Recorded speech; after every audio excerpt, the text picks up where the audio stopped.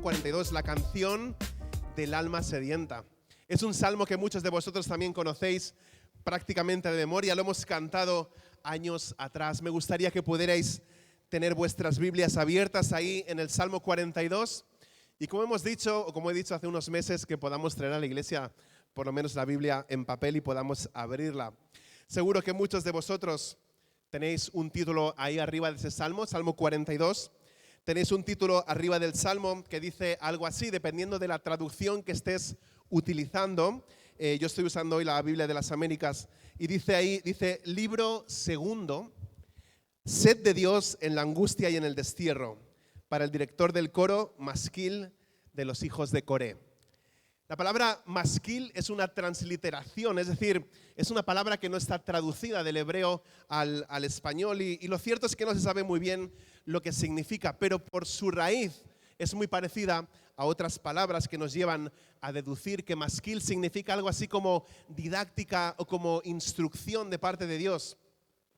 Ahora dice también ahí los hijos de Coré. ¿Quiénes son los hijos de Coré? Los hijos de Coré son los hijos de unos personajes que lideraron una rebelión en contra de Moisés y de Aarón y en contra de la autoridad que Dios había establecido. Pero esos fueron los padres. Ahora los hijos, esos hijos de Coré, dicen segundo de Crónicas capítulo 20 versículo 19, nos dice lo que ellos hacían.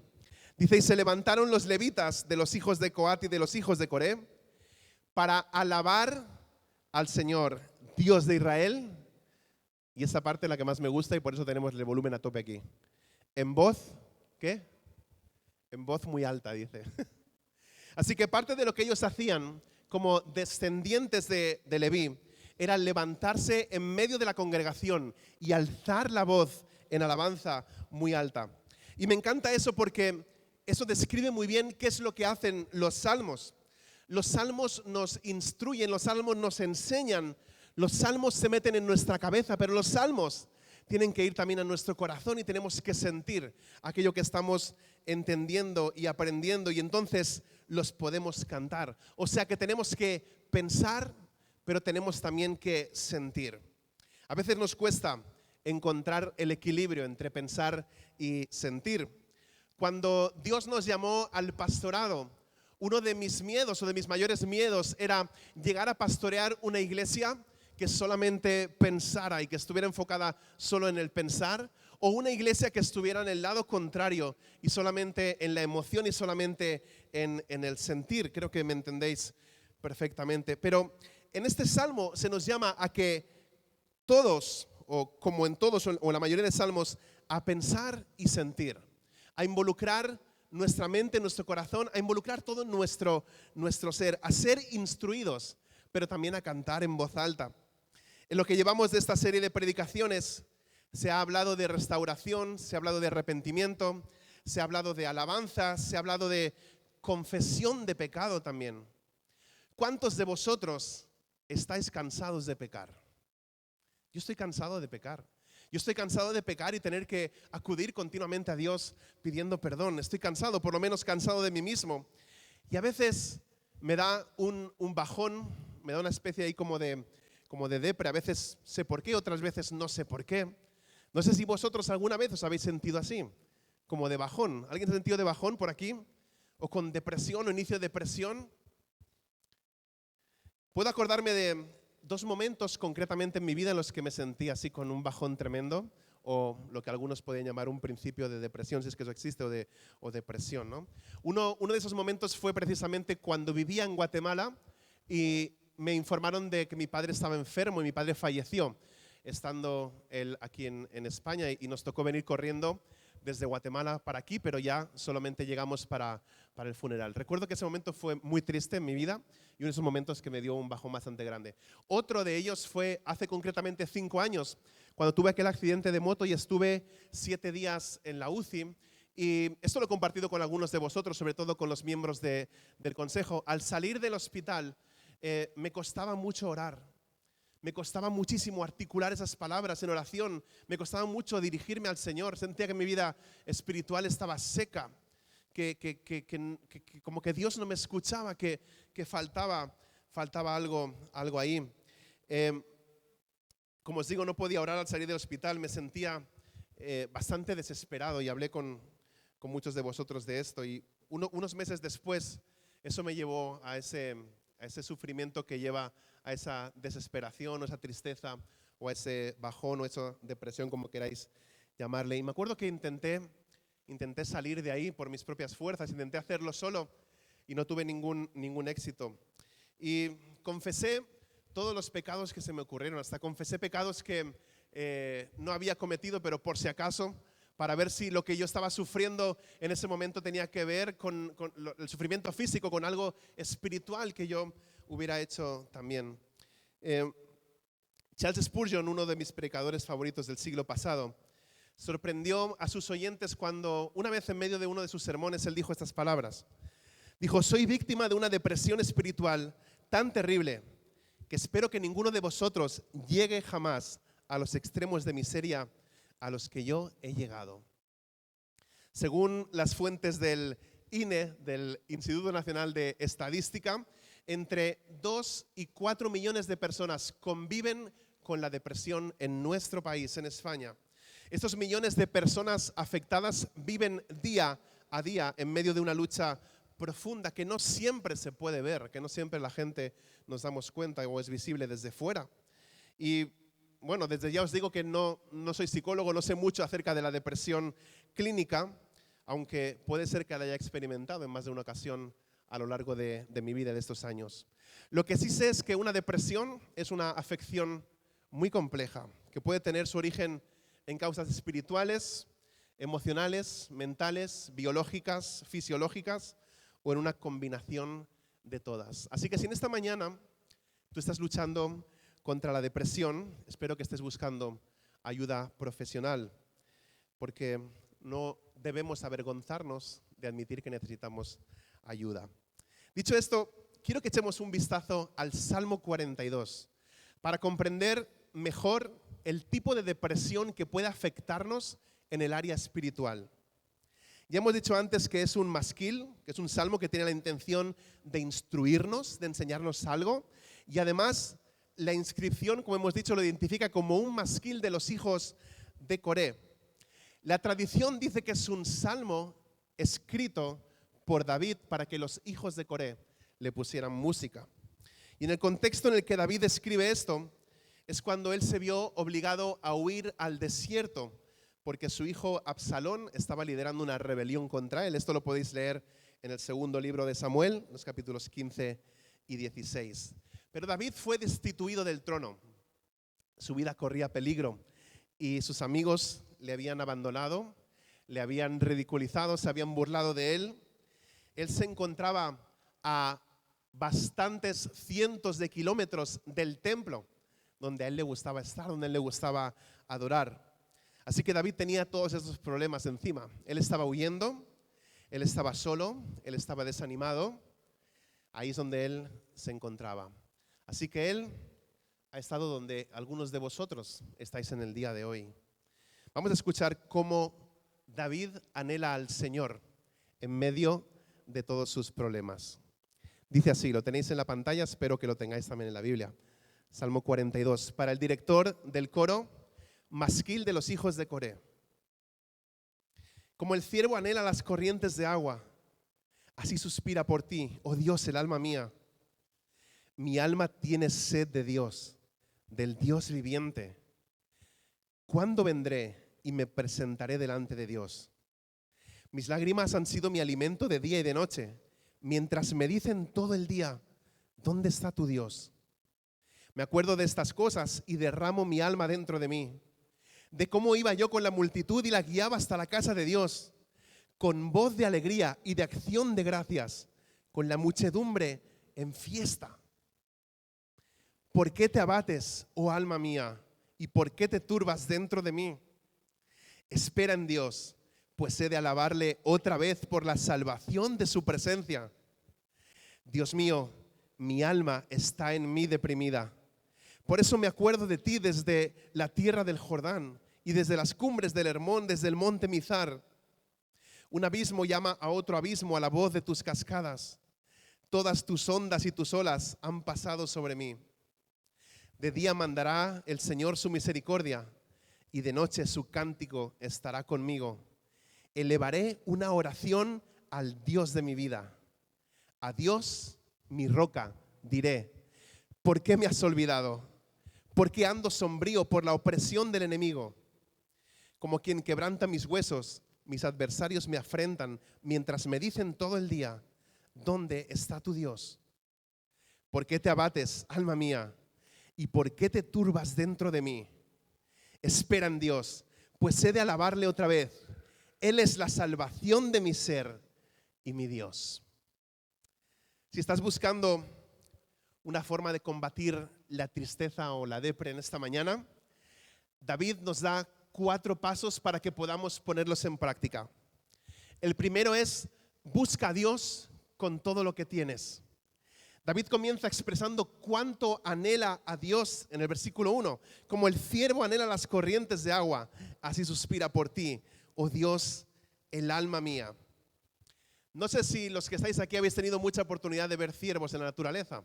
Algunos, los que vivís por allí, por el Bergadá o por estas áreas más de montaña, es posible que sí. Yo, la verdad es que por aquí no he visto muchos. Pero sí me acuerdo que la última vez que viajé a Estados Unidos, concretamente al estado de Tennessee, íbamos en una ruta muy de montaña y empezamos a ver ciervos. Iba con mis suegros en el coche y mi suegro me dijo, mira un venado allí. Y allá hay otro, y allá hay otro. Y seguíamos por el camino y veíamos otro y otro y otro. Y había cantidad de ciervos por todos lados. Y la persona que nos guiaba en la casa en la que nos hospedábamos, Donnie Allen, él nos dijo que era muy común ver tantos ciervos por ahí.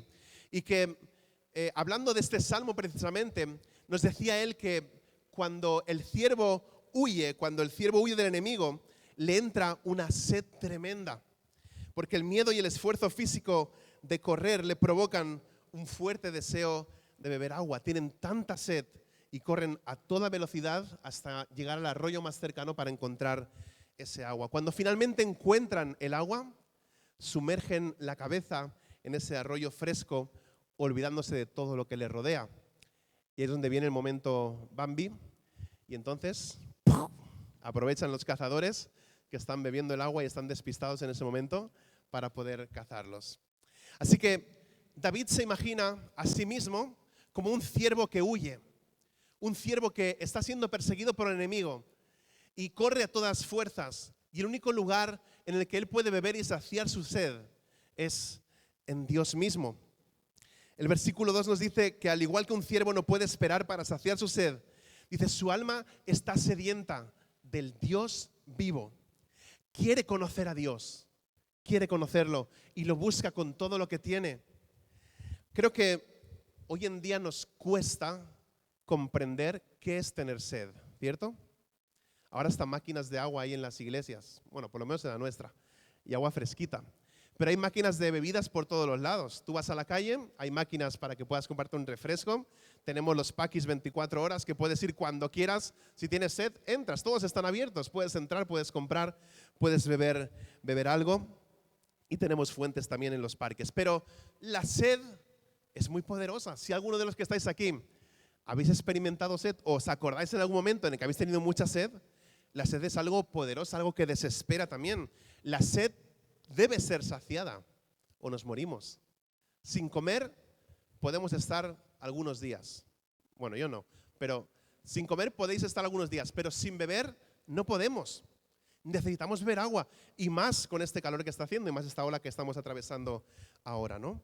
Pero yo no sé si tú has tenido alguna vez sed espiritual. No sé si has tenido sed espiritual. No sé si tu alma en algún momento ha deseado tantísimo a Dios, ha anhelado a Dios. Y es que solamente el Dios vivo puede saciar la sed del corazón humano. Así como el ciervo instintivamente sabe que tiene que correr al arroyo para poder refrescarse y poder beber, también todos nosotros debemos buscar a Dios con todo lo que tenemos, con todo lo que somos. Isaías 26:9 dice, en la noche te desea mi alma, en verdad mi espíritu dentro de mí te busca con diligencia. Ojalá que pudiéramos hacer nuestras estas palabras de Isaías. Ojalá que todos los días por la noche, por el día, cuando sea, podamos buscar al Señor con toda nuestra alma, con diligencia, es decir, expresamente voy a buscar al Señor. Jesús lo dice de esta manera en Juan 7:37. El que tenga, si alguno tiene sed, ¿Qué dice? Que venga a mí y que beba. Y es que, amigos, creo que todos tenemos sed de Dios. Creo que todos tenemos sed de Dios, pero no todos acudimos a Él para saciar esa sed. Muchas veces buscamos otras cosas en las cuales satisfacer nuestra sed. Vivimos en una época y una sociedad que nos dice, si tienes sed, consume. Consume porno, consume droga, consume alcohol. Si estás triste, escápate. Seguro que tienes a alguien tóxico a tu lado. Vete de viaje, sal por un tiempo. Pero el alma no se sacia con drogas, el alma no se sacia con series de Netflix ni con un viaje. El alma solamente se puede saciar con Dios. Hace unos meses veíamos en nuestro estudio bíblico del martes que tener sed no es malo, tener sed es bueno. Lo peligroso o lo malo depende de con qué vayamos a saciar nosotros esa sed. Por cierto que ya en un mes retomamos aproximadamente los estudios de los martes y te animo a que puedas hacer para esta nueva temporada de los martes. ¿Tenéis ganas de que empiecen? Me alegro. Pues que podamos hacer de esos martes, de esa hora del martes a las 6 de la tarde, una prioridad en nuestras vidas para poder llenarnos de la palabra también y orar juntos. La primera cosa es, el primer paso para superar la tristeza, la depresión es buscar a Dios con todo lo que tenemos. La segunda cosa, o el segundo paso es ser honesto cuando no puedas más. Hay temporadas en la vida en las que realmente sufrimos. Hay momentos, como os decía antes, en los que nos preguntamos, ¿por qué parece que Dios está tan lejos? ¿Por qué parece que no me escucha? ¿Por qué parece que no está ahí? A los ciervos les encanta encontrar agua y saciar su sed, pero también los ciervos a veces se meten en algunos problemas. En algunas partes de Europa se están enfrentando ahora a un problema, una enfermedad de los ciervos, entre las manadas de ciervos, que se conoce como la infección o la enfermedad del desgaste crónico. Los síntomas incluyen temblores, tropiezos y dificultad para tragar. Le llaman la enfermedad de los ciervos zombies o los ciervos zombies. Espero no encontrarme ninguno. Pero por lo menos en Cataluña no hay ningún caso hasta el momento. Parece que está funcionando bien esa cuestión de la caza regulada y que se puedan controlar de esta manera. Pero yo me preguntaba, viendo esto y esta cuestión de los ciervos zombies, me preguntaba si sientes que tú estás un poco zombie también espiritualmente. Si sientes que estás un poco zombie espiritualmente. Si sientes que hay temblores que sacuden tu vida.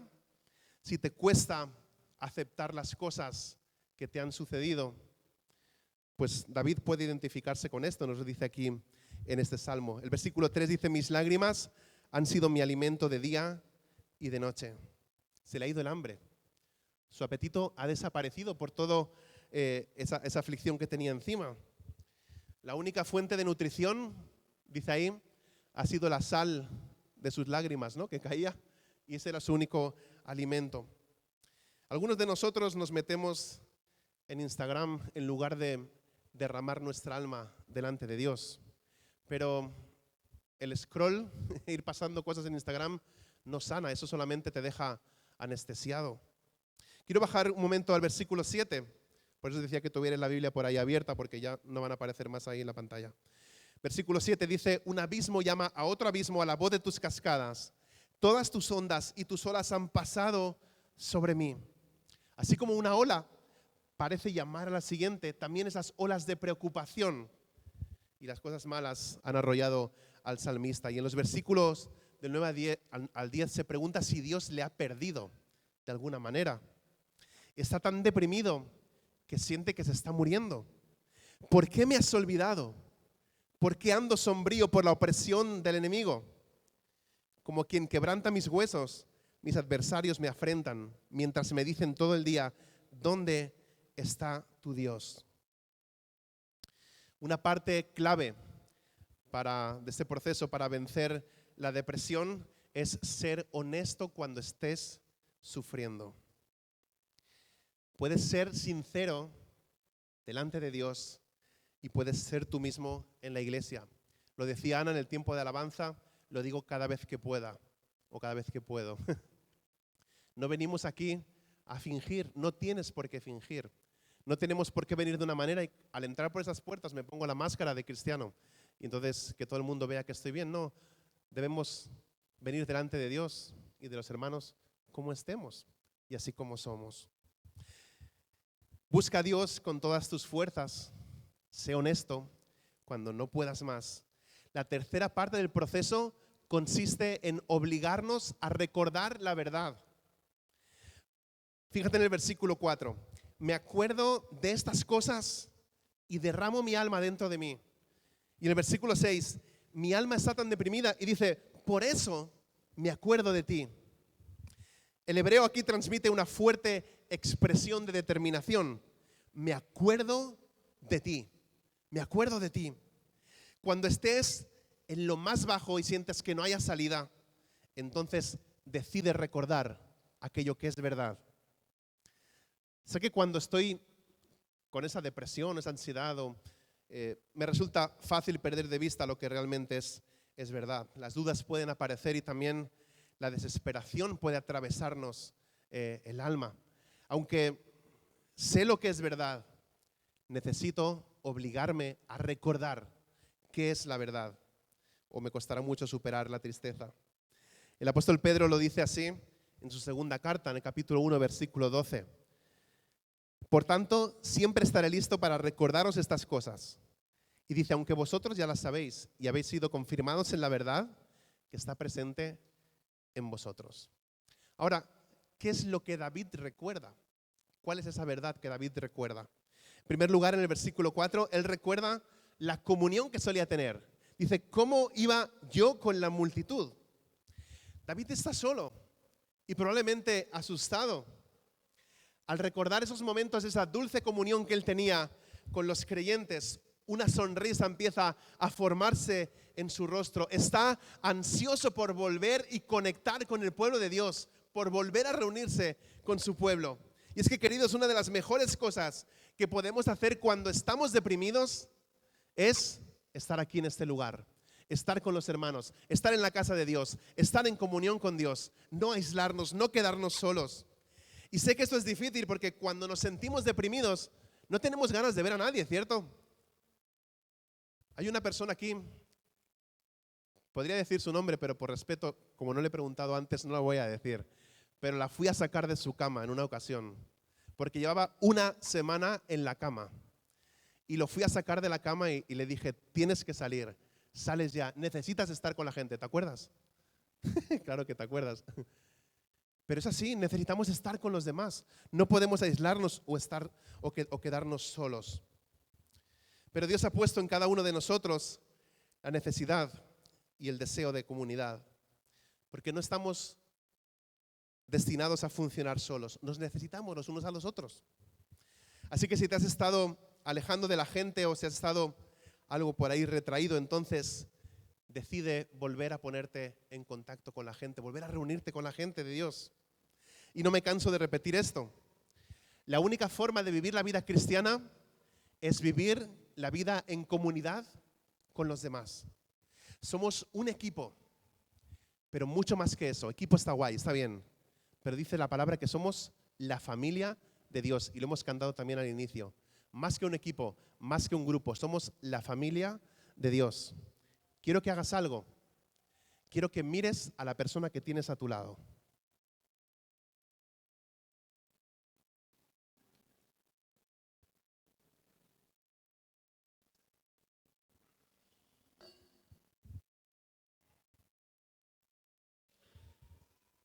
Cuando estés deprimido, pide ayuda a esa persona que tienes a tu lado.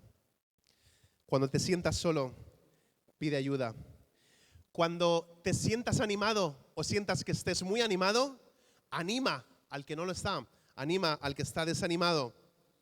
En segundo lugar, David se obliga a recordar la dulzura del culto colectivo. Dice, de cómo iba yo con la multitud y la guiaba hasta la casa de Dios, con voz de alegría y acción de gracias, con la muchedumbre que en fiesta. Aunque es importante que estemos juntos, nunca debemos olvidar que estamos juntos para algo, para dar gritos de alegría y acción de gracias a Dios. Estamos juntos para poder adorarle. En tercer lugar, David se centra en el hecho de que sirve a un Dios vivo. Dice en el versículo 2, Dios no está muerto, es un Dios vivo, no está durmiendo, está vivo y está obrando incluso cuando nosotros no podemos verle. Podríamos decirlo así, Él es Dios y nosotros no. Él es Dios y nosotros no lo somos. En cuarto lugar, David recuerda que Dios lo ama. Fíjate en el versículo 8. De día mandará el Señor su misericordia y de noche su cántico estará conmigo. Elevaré una oración al Dios de mi vida. Una de las cosas más terribles cuando uno tiene una depresión o está en ese estado de ansiedad o de depresión o de soledad es el terror a la noche, ¿sí o no? El pánico a la noche. ¿Me despertaré al día siguiente? ¿Y si me muero mientras duermo? Es el deseo de muchas personas. A mí me gustaría, pero cuando Dulce ya no esté, porque imaginaos que se despierta por la mañana y normalmente ya no me muevo, pues imagínate si no me muevo y encima no hablo, ¿va? Pero el terror y el pánico vienen de noche. Hay un versículo que a mí me ha confortado muchísimos años en esos momentos, sobre todo oscuros, es el Salmo 4, versículo 8, porque dice, en paz me acostaré y asimismo dormiré. Pero no se queda ahí, nos habla de la mañana y del día siguiente. Nos dice que vamos a vivir porque tú, Señor, me haces vivir confiado. El Señor nos hace vivir confiados. Cuando aquí el salmista dice, de día mandará el Señor su misericordia, la palabra día precisamente se refiere a la prosperidad. Dios va a prosperar nuestro alma, va a venir el día, va a venir los rayos de sol, va a venir la luz, va a venir un nuevo día. La expectativa del salmista es que él iba a volver a ver la bondad, la misericordia de Dios y se le iba a manifestar de nuevo. Así que cuando te sientas deprimido, oblígate a recordarte estas verdades. Necesitas a las personas, necesitas la adoración. Él es Dios y tú no. Y recuerda sobre todas las cosas que Dios te ama. Dios nos ama profundamente. Me gusta también aquí porque el hebreo es muy interesante. En el tiempo verbal no solamente se refiere al pasado de cómo iba yo a la casa del Señor, sino que también puede referirse al futuro. Y como os digo, eso nos da confianza. Iré a la casa del Señor. Está decidiendo confiar en Dios y hacer lo correcto incluso cuando no le apetece. Y esto nos lleva al paso final. Decidir confiar en Dios. He hablado en esta mañana de buscar al Señor con todo lo que tienes, de ser honesto cuando no puedas más, de obligarnos a recordar la verdad y por último de decidir confiar en Dios. En este salmo David habla con Dios y se habla también a sí mismo. No siempre es malo hablar con uno mismo, ¿no?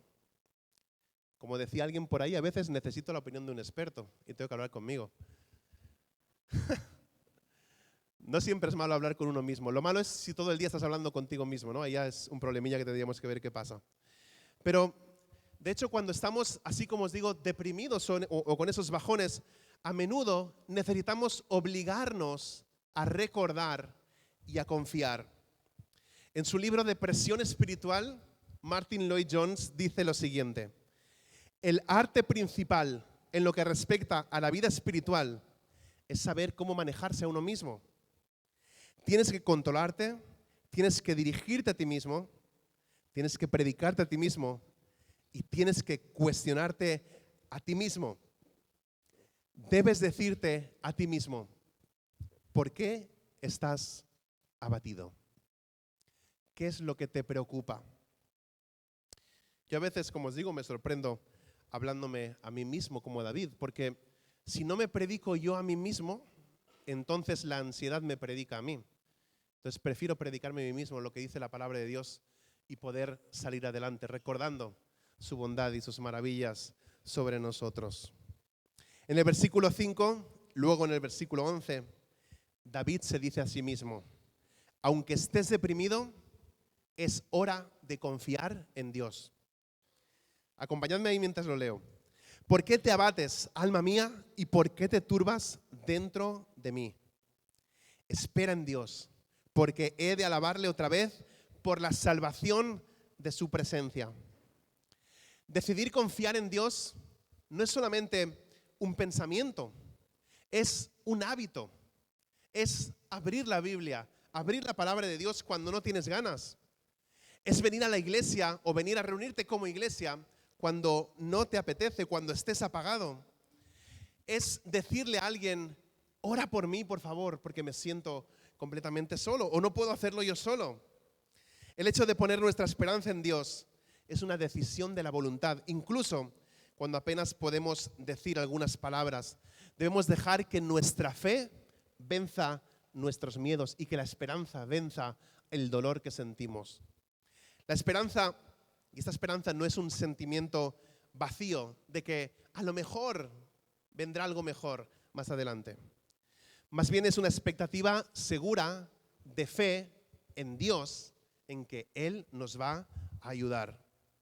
Es un paso valiente este que hay que dar. ¿Estás dispuesto a esperar a que Dios haga su obra, incluso cuando no sabes cómo vas a poder superar el día a día? ¿Puedes elegir alabarlo incluso cuando tus problemas se amontonan encima de ti? David dice, voy a alabar a Dios aunque no me apetezca. Voy a confiar en su carácter. Él es Dios y yo no. Él me ama y por lo tanto puedo poner mi esperanza en Él para que haga lo correcto. Este último paso se desarrolla más plenamente en el Salmo 43. Según muchos eruditos bíblicos, el Salmo 42 y el Salmo 43 originalmente eran un solo salmo. Lo podemos ver en el Salmo 43 porque no tiene título y entre otras cosas el versículo 5 es idéntico a los versículos 5 y 11 del Salmo 42. Pero mientras que el Salmo 42 es un diálogo entre David y su alma, en el siguiente salmo David se dirige directamente a Dios. No está ahí, lo voy a leer, pero en el versículo 1, si lo tenéis en la Biblia, versículo 1 del Salmo 43 dice, hazme justicia, oh Dios. En el versículo 2 dice, tú eres el Dios de mi fortaleza. En el versículo 3 le pide a Dios, envía tu luz y tu verdad, que ellas me guíen, que me lleven a tu santo monte y a tus moradas. Y entonces David llega al corazón del asunto. Cuando se encuentra en su punto más bajo, toma una decisión que podemos ver en el versículo 4. Entonces llegaré al altar de Dios, a Dios mi supremo gozo, y al son de la lira te alabaré, oh Dios, Dios mío. David vuelve a la verdad central de todo el asunto, a Dios mismo, Jesús en el centro de todo. Su confianza en Él se expresa ahora plenamente al acudir al altar de Dios. Cuando David dice en el Salmo 42, versículo 6, por eso me acuerdo de ti, nada ha cambiado, pero en realidad todo ha cambiado, todo es diferente. Es en ese momento cuando la esperanza vuelve a colarse en su vida.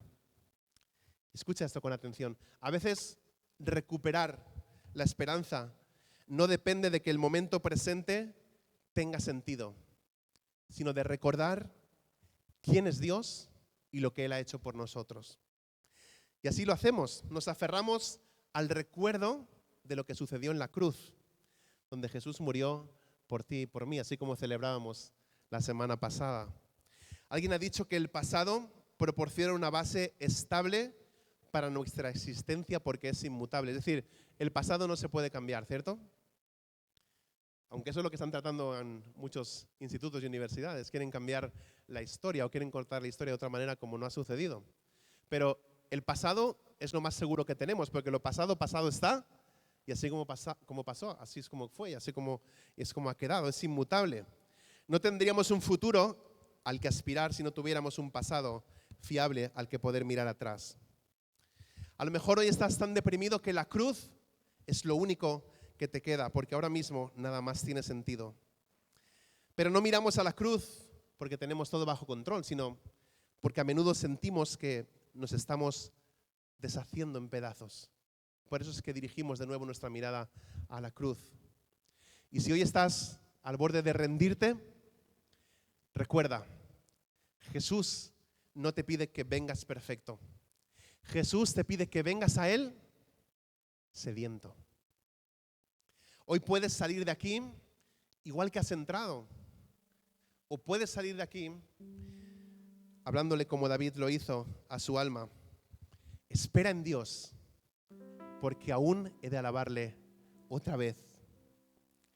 Hazlo ahora, no lo hagas mañana.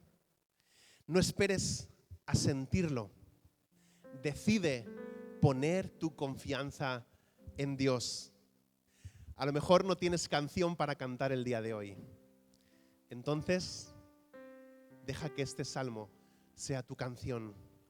Aun cuando mi alma esté seca, aún así te buscaré.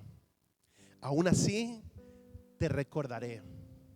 Aún así confiaré en ti. No esperes a sentir a Dios para poder confiar en Él. Confía en Dios y verás cómo la esperanza vuelve a cantar tu vida.